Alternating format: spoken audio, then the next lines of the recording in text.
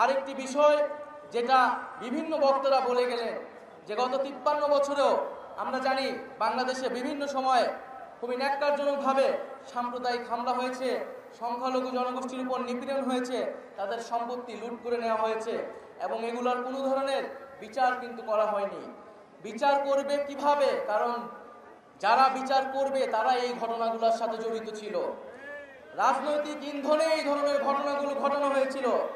যার কাছে আপনারা বিচার নিয়ে গেছিলেন তারাই কিন্তু এই ঘটনাগুলো ঘটিয়েছিল। আজকে সংখ্যালঘু সম্প্রদায়কে বারবার রাজনৈতিক টুল হিসেবে ব্যবহার করা হয়, রাজনৈতিক ভোট ব্যাংক হিসেবে ব্যবহার করা হয়, কিন্তু দিন শেষে দেখা যায় তাদের পাশে কেউই দাঁড়ায় না। যখন ভোট নেওয়া হয়ে যায় তখন কিন্তু আর তাদের কথা মনে থাকে না। যখন হামলা হয় তখন সবাই প্রতিশ্রুতি দেয় যে বিচার করা হবে, কিন্তু কোনো একটি বিচার কিন্তু আমরা দেখতে পাইনি এই বাংলাদেশে। আমরা মনে করি একটি নতুন বাংলাদেশে আমরা স্বপ্ন দেখছি।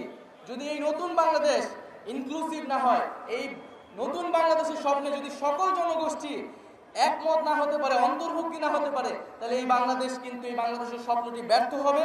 সেই জায়গা থেকে আমি মনে করি আমাদের আগের প্রজন্ম আমাদের একটি ব্যর্থ দেশ আমাদেরকে দিয়েছে, যেখানে স্বৈরতন্ত্র ফ্যাসিবাদ তৈরি হয়েছে, মানুষের সম্পদ লুট হয়েছে। আমরা সেই দেশকে নতুনভাবে গড়তে চাই এবং সেই নতুন বাংলাদেশে আমরা সকল জনগোষ্ঠীর সমান অধিকার এবং সমান মর্যাদা নিশ্চিত করতে চাই।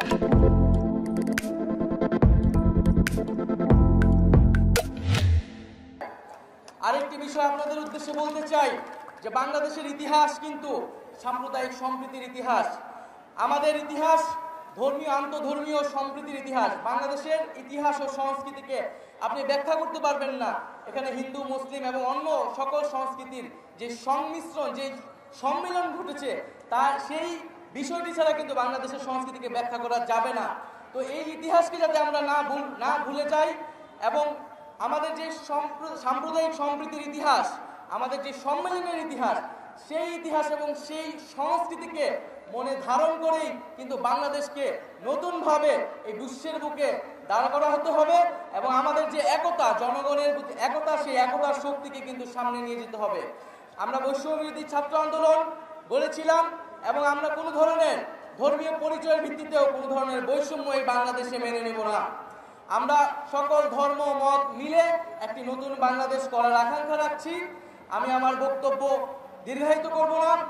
আমি আন্তরিকভাবে ধন্যবাদ জানাচ্ছি আজকের এই অনুষ্ঠানের যারা আয়োজক, এবং আমি জানি যে বিগত বছরগুলোতে এই আয়োজনটি অনেক দীর্ঘ হয়, অনেক জাঁকজমকভাবে করা হয়, কিন্তু আজকে বন্যার্তদের পাশে দাঁড়ানোর কারণে এই আয়োজনটিকে সংক্ষিপ্ত করে নিয়ে আসা হয়েছে। এই মানবতার পাশে দাঁড়ানোর জন্য আজকে আমি ধন্যবাদ জানাচ্ছি আন্তরিকভাবে।